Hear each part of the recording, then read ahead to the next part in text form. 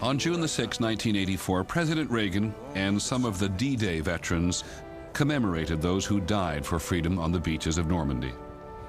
You all knew that some things are worth dying for. One's country is worth dying for, and democracy is worth dying for because it's the most... President Reagan saw the struggle with the Soviet Union in the clear-cut terms of World War II. Good versus evil.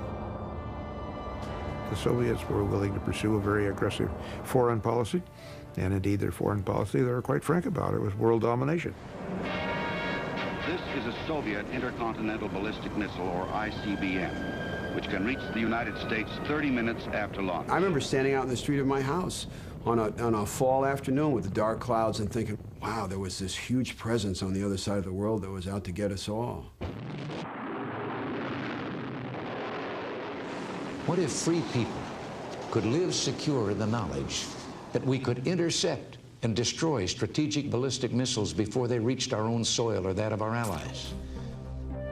The President's Strategic Defense Initiative, SDI, or Star Wars, was part of his effort to neutralize communism everywhere. In Nicaragua, he supported the Contras, who were trying to topple the Soviet-supported government. In the tiny Caribbean island of Grenada, he quickly crushed a communist coup. And at home, he started the greatest peacetime defense build-up ever. He made people feel good about our country, that it was strong economically and strong in defense, and that you felt like he could protect you from, you know, the Russians and these other countries. But the world remained a dangerous place. On June the 14th, 1985, TWA Flight 847 took off from Athens in Greece on its way to Rome. A few minutes into the flight, I look up and there are people walking down the aisle. It seemed that not all was well in the United States. In the Soviet Union, on the other hand, there was a whole new sense of optimism.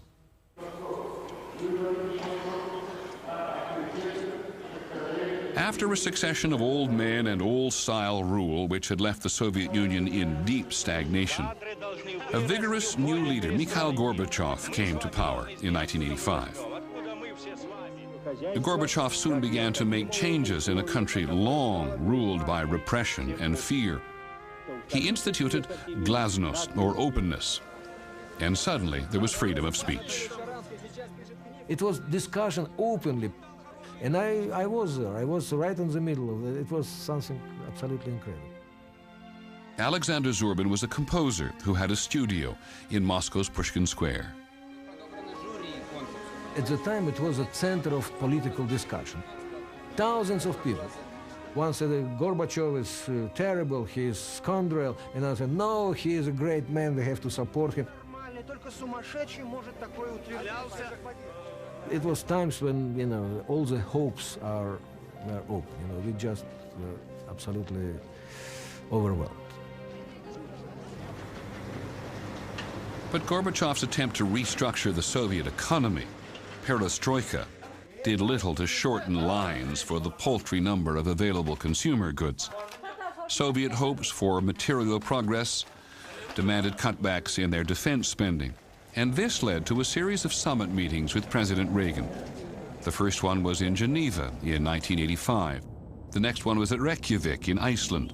On a weekend in October 1986, the leaders got down to the serious business of disarmament. And they were negotiating, frankly. Both sides are going to give up all their nuclear weapons. All their nuclear weapons. President Reagan's director of communications was Patrick Buchanan.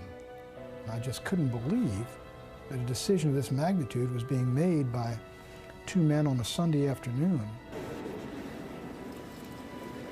It was late in the afternoon, they'd taken a break, and so I got right out there. I wanted to see exactly how he looked. He looked as tough as any customer I have seen. We're not through. And Gorbachev told Reagan, we're going to do the deal, but you've got to give up SDI. The Soviets had spent $1 trillion building the greatest land-based missile force on Earth. And here was Ronald Reagan, who was developing a system that was going to turn it into junk. And they believed he could do it. Ronald Reagan slammed down his hand on the table, got up and left. No. That was the end of the summit, but not of good relations between the two leaders. A year later, Mr. Gorbachev came to Washington. Sidestepping the issue of the Strategic Defense Initiative, the leaders signed a more limited arms reduction treaty. Mr. Gorbachev was very popular in America. Gorbachev's motorcade came around the corner on the Connecticut Avenue, and suddenly the motorcade stopped. And then the door opened, and Gorbachev got out and began working the crowd along Connecticut Avenue like an American politician. People around me were rapt. I remember a young woman looking out through the crowd and smiling on her face, and she said, "God bless you, Mr. Gorbachev."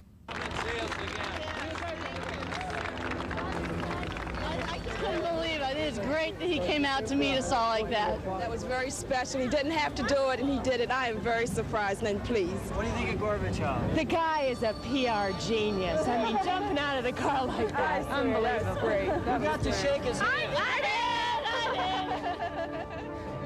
did. 6 months later, President Reagan went to Moscow. There was a sense that this long nightmare of the threat of nuclear holocaust, of the Cold War, somehow that was coming to an end. We find ourselves standing like this. We meant to change a nation, and instead, we changed a world.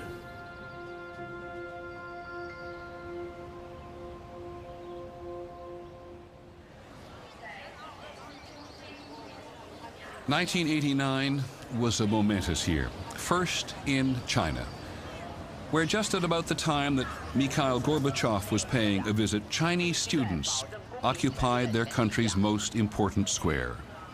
What I'm seeing on television cannot be happening.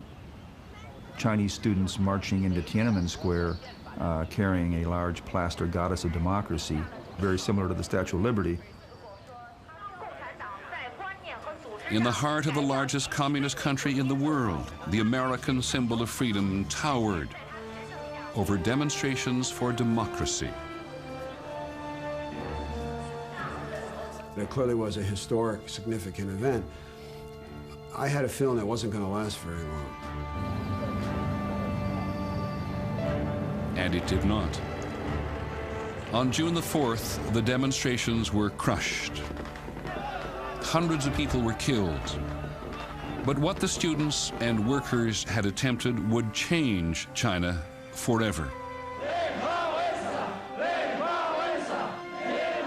All over Eastern Europe that summer, democracy movements were gathering strength. Poland was gearing up for free elections.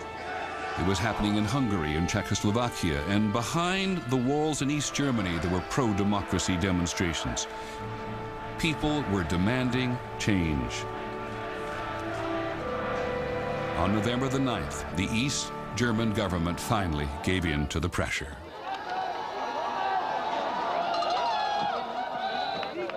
You wanted to see what's really behind the wall. What have they been hiding over there?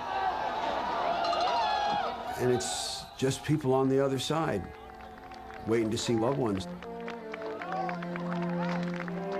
The Berlin Wall was breached. The Iron Curtain had been lifted. The hopes for freedom kindled by Gorbachev's reforms in the Soviet Union proved mightier than walls.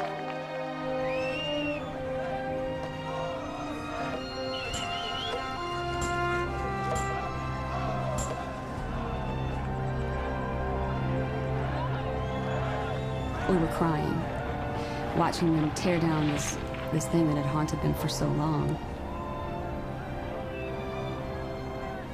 And I remember thinking, what joy, you know, because you could just feel it coming through the television on these people. And I thought, man, that's what it's all about, you know, conquering your ghosts.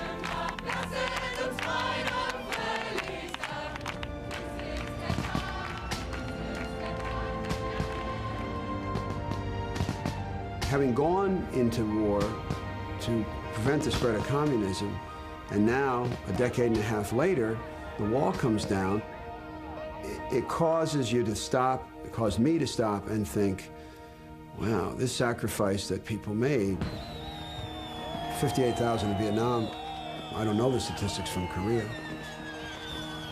I think they made a contribution. It would be too heartbreaking to think that they didn't.